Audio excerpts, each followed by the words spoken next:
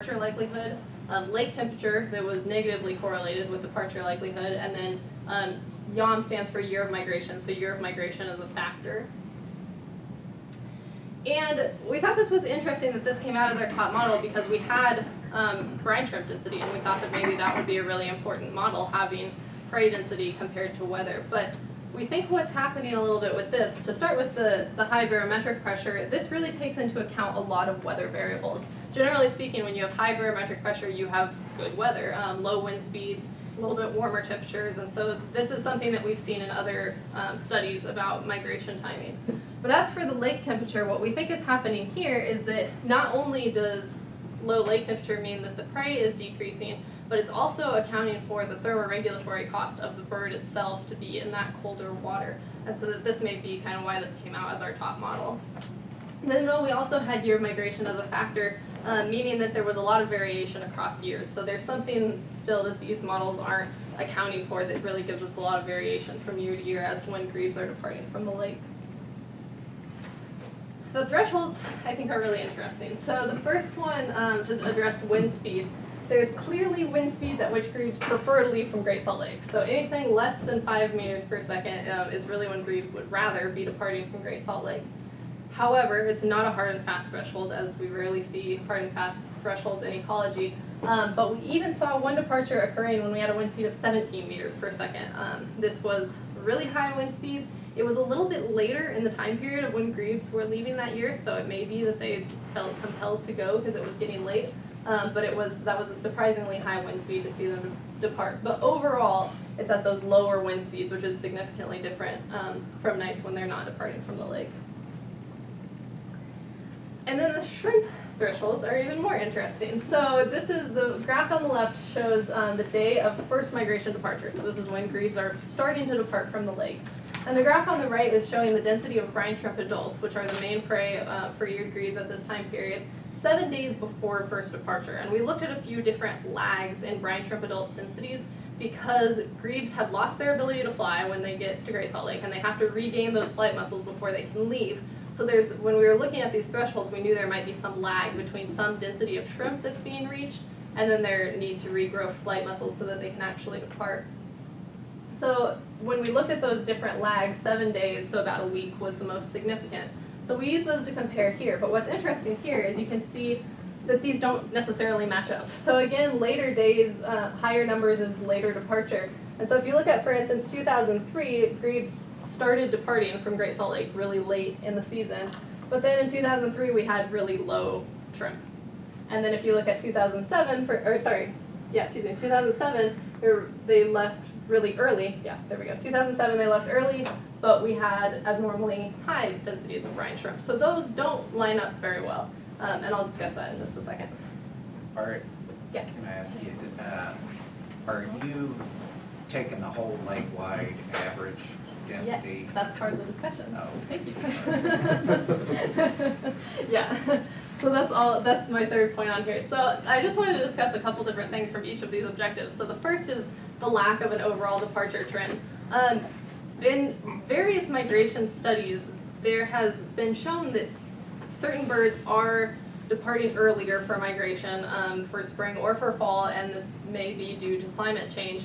But I think for grebes, perhaps the reason we're not seeing a really departure trend is that they're just not, there's nothing driving them to get there. So for instance, in the spring, birds are in a little bit more of a rush to migrate north because birds that arrive sooner at breeding grounds are often more successful in breeding. But perhaps in wintering grounds, we're not seeing the same thing. So it would be interesting to compare studies that are looking at migration north versus migration south as to see whether this is perhaps not being affected as strongly by climate change. As for the importance of prey and environment in the model, this is one of the first studies to look beyond just weather as for cause of birds to leave for migration departure. I think it shows something important because even though lake temperature was our strongest variable, that lake temperature is accounting for prey availability. It was very strongly correlated between lake temperature and brine shrimp densities. And so I think it's great, obviously, any study on migration that is looking at weather and related to departures, but I think having those other environmental variables, in particular prey availability, can be really important. And then finally, as for our shrimp threshold, as John mentioned, there is lots of heterogeneity of shrimp across the lake, and these numbers that I used for the model were taking the whole lake average as opposed to looking at different areas. We don't know really much at all about how grebes move around on the lake. So they get here, they lose their ability to fly, and then what do? Do they stay in one place? If you can't fly to the other end of the lake, but the shrimp are better there, do you swim there? Do you stay put? Is that maybe account for why we see this huge range of when we see birds departing from the lake? These are a lot of questions that we don't know the answers to, but I think this is the reason that we did not see a threshold, and why shrimp also just didn't perform in the top model is because that was looking at the whole lake of the average of the shrimp rather than looking at site by site. So I think that's something important for future research, is to really look at how grebes are moving around on the lake and how that correlates with shrimp availability, shrimp densities at those different sites. Are the predators out there, John and his guys, out shooting them with shotguns when you need samples? You correlate it when they go hunting and when the birds are there. I'm going to talk to John about that. We'll see. Grebes maybe, but not phalaropes. But not phalaropes, no, just grebes, yeah. So I wanted to kind of summarize this into some final thoughts. The first being, as I've said a couple of times now, that Ogden Bay was something important that we seem to have lost. Phalaropes haven't been using that area.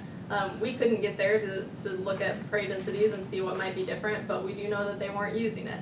Furthermore, Farmington is a really important foraging area that we know very little about. We don't know about the different species of invertebrates. We don't know much about how they're distributed across that bay. And so I think these are both important areas of future study. Then about those prey in particular, brine flies, chironomid larvae, and carixids are the main prey items. So this isn't brine shrimp. This is something different, and again, something that hasn't been studied very well, but important to both species of phalaropes.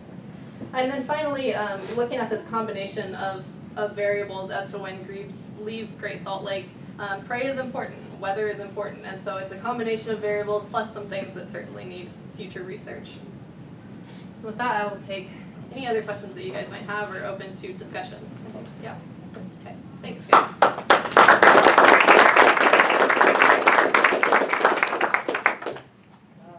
Questions?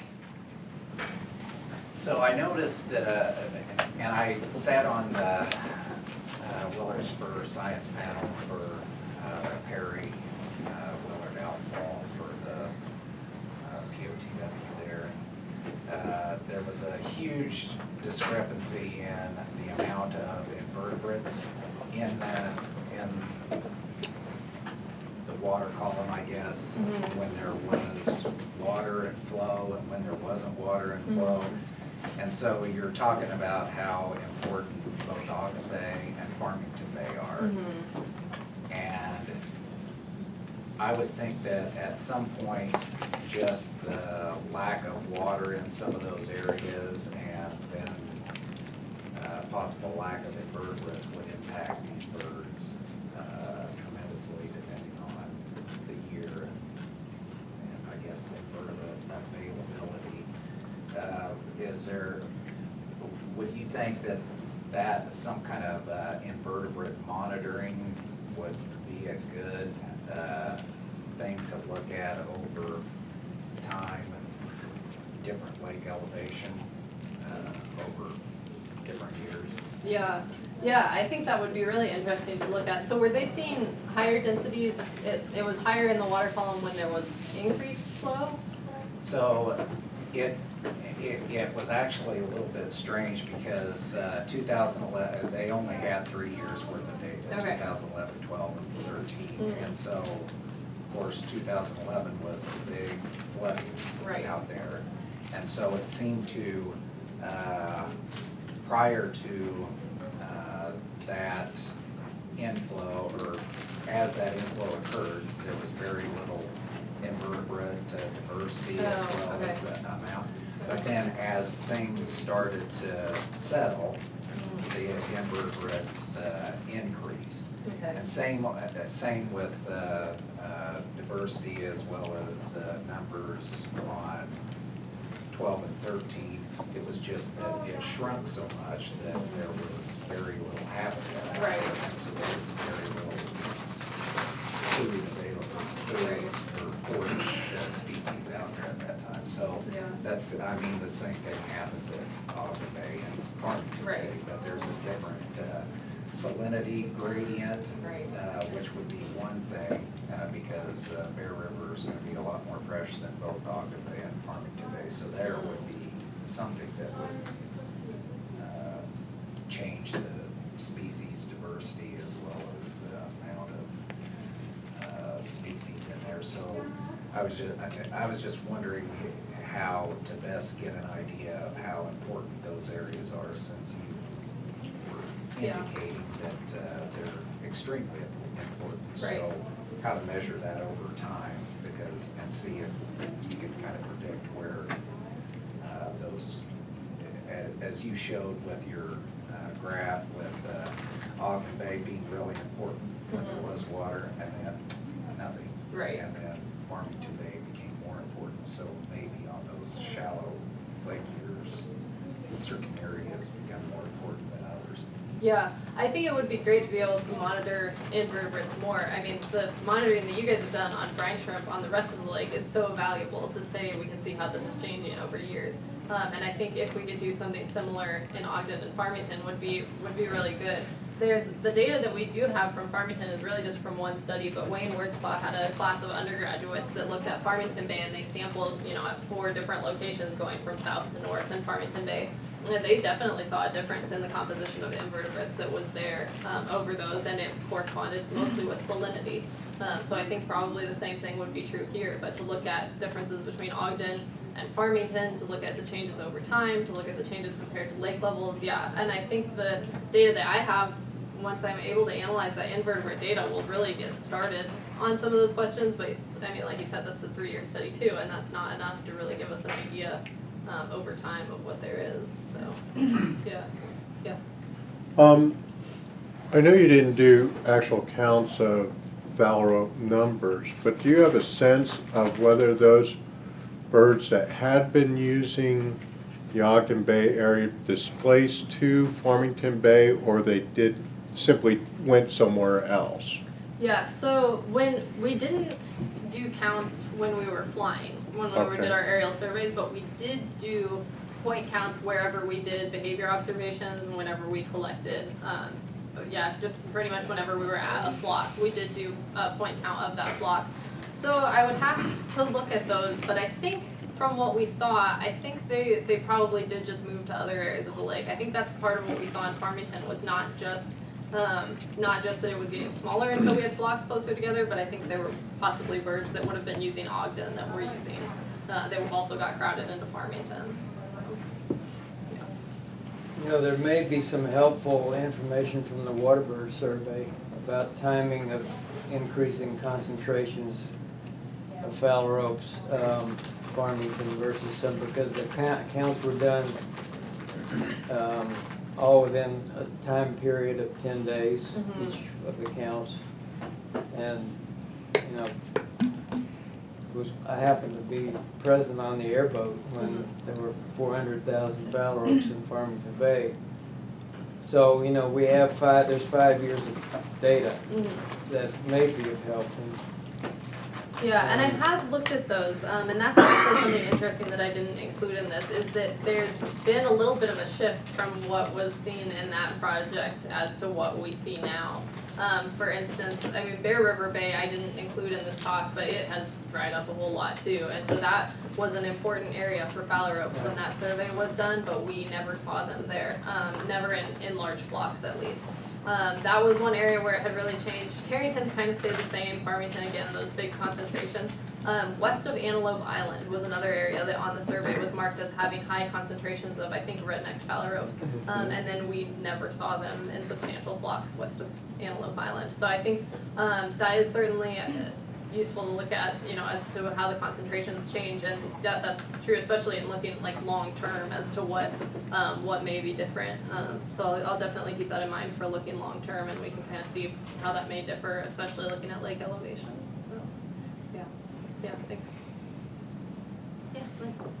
Can we be sure somehow that the continuation of where your work finishes up, but yet leaves so many questions, that say, the hot topics that the Division of Forestry, Fire and State Lands always invites, that we can pick up on that opportunity to be very specific in continuing with the need to understand this trend. Yeah. I hope so. Yeah, I hope so too. I think Mike is not planning to retire anytime soon, right? So we've got lots more grad students to come through, hopefully. And I think as I said earlier, this project has generated a massive amount of data. So, some of the answers I think are here and we'll just, are just waiting to be analyzed. But some of the continuing monitoring of freshwater invertebrates, looking at how grebes move, I think is really important because, there's just so many questions about how they are at the different sites. And those that, I think we certainly hope that those will be able to continue to be funded. Yeah, Mike So. actually just sent a proposal in that we're going to continue to build off of what Maureen's doing. Excellent. So Yeah. hopefully that's in the works at least. Right on Yeah. it. Yeah, we certainly, we had a really good continuity from Tony's project to me Yeah. being here, and it was really nice that we both got to work together and kind of talk about some of these differences. And so Right. that's what I plan to do if we are successful in the proposal and bring another grad student on, is really work to be like, this is the history of this project. It has this thorough history, and this is where we hope to go with it. Right. So we kind of work together and make sure that does continue. So, Great. yeah. It's just interesting when you noted that the redneck phalaropes were no longer located on the west side of Antelope Island, because when I worked on the lake, that's certainly where we saw most of them, was down that west side of the island.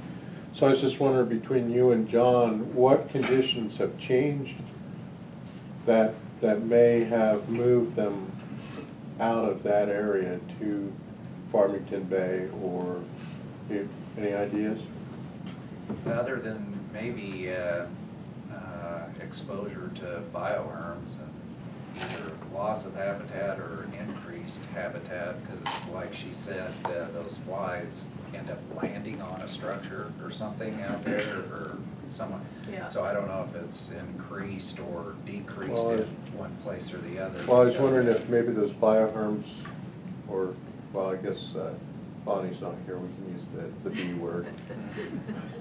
So I wonder if those bioherms are now exposed that may have been submerged previously, and so that, but I don't know what it's like out in the deeper portions of that Gilbert Bay area, whether you have that same kind of bioherm concentration out there. Well, and so when I've flown, it seems like the ones on Antelope Island now are more exposed, where they get the, in fact, all the way around Antelope and even north of Antelope, especially since you can't get out of there. Those bioherms, you can see them just subsurface, and then that water churning there, knocking I would assume knocking a lot of those brine fly larvae off of those instead, where they're usually in the deeper portions like Carrington and stuff, where there's more brine or bioherm habitat over there at deeper depths, and they're able to attach and stay attached, whereas on those shallow areas where I've flown over,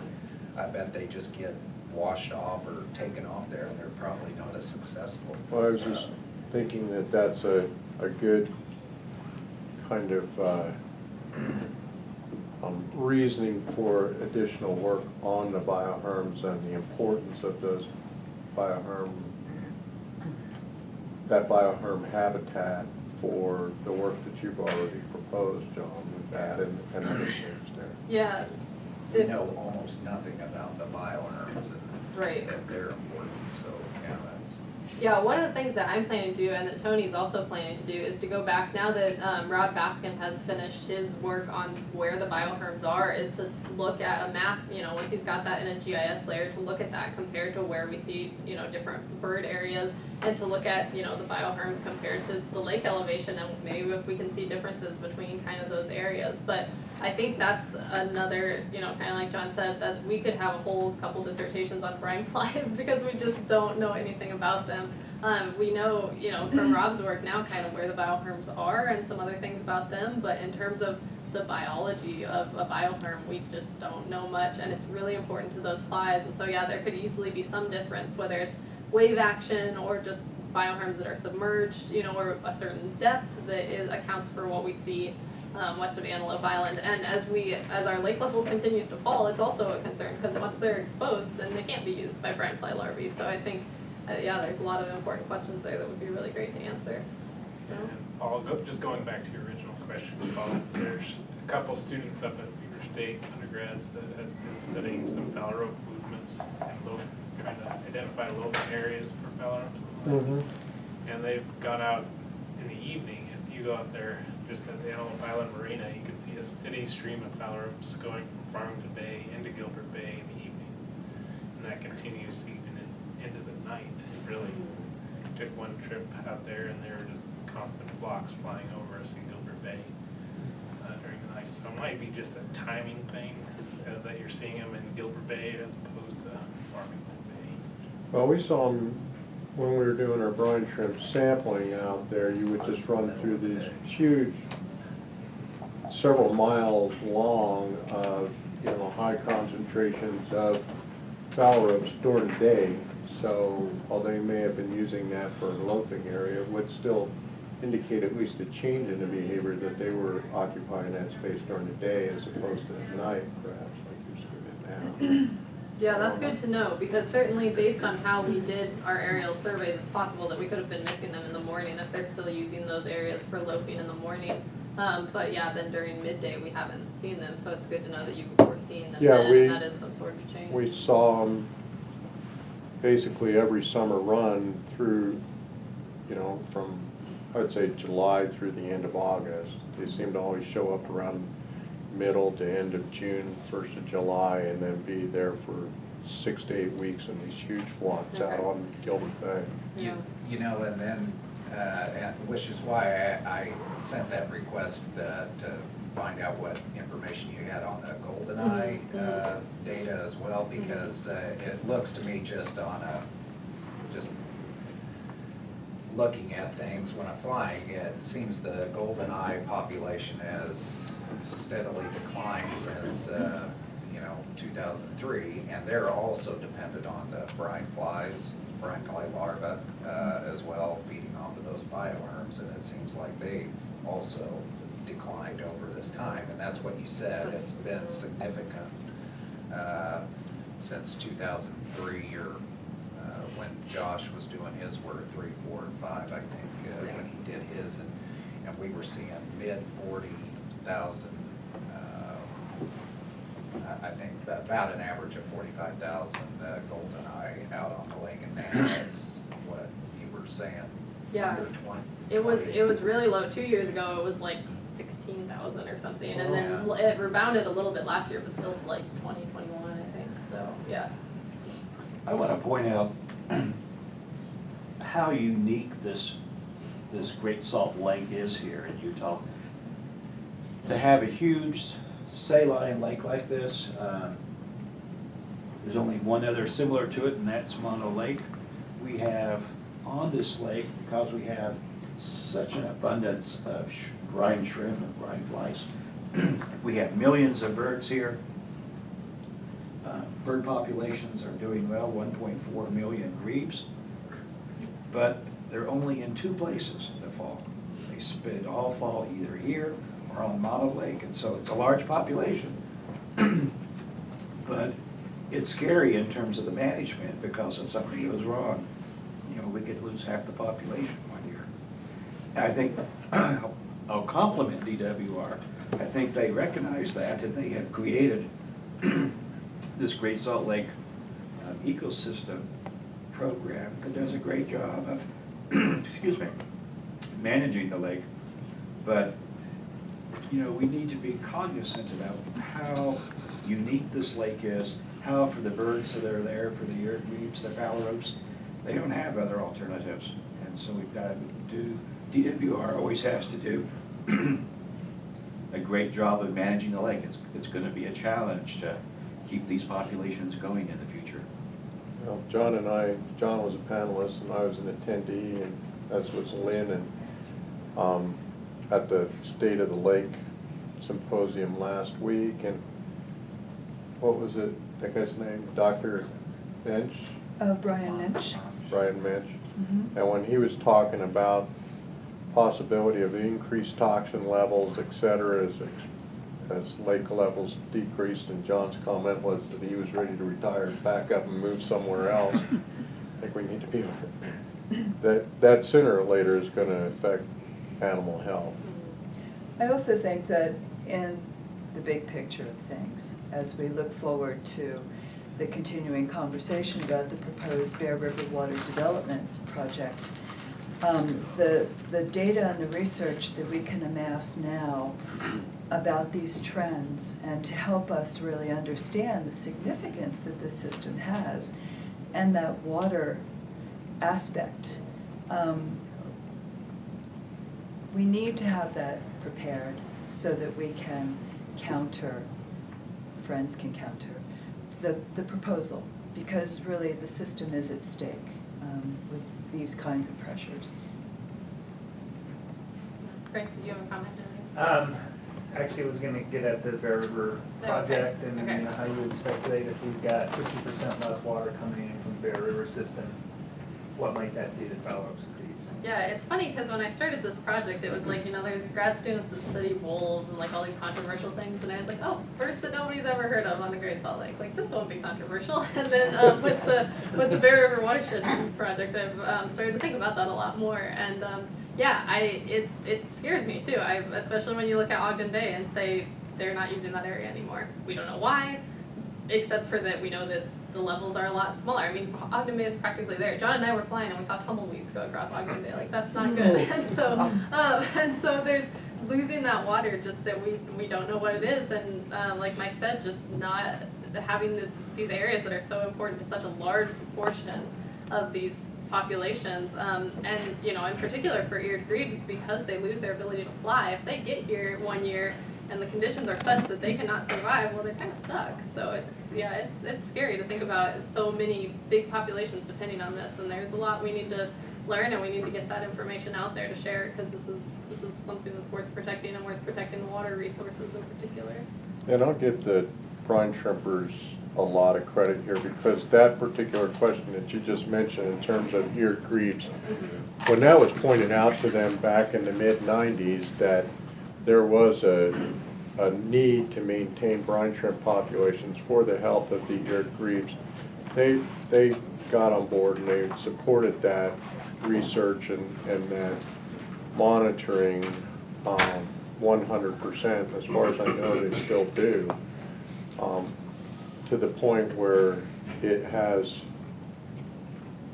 affected their business in terms of how much can they withdraw, you know, take out of the lake on an annual basis. So they've been really aware that there's a need, not only from a business sense to maintain a healthy brine shrimp population, but from an ecological perspective. And so they deserve a lot of credit for that. Not very many commercial industries have taken that stance.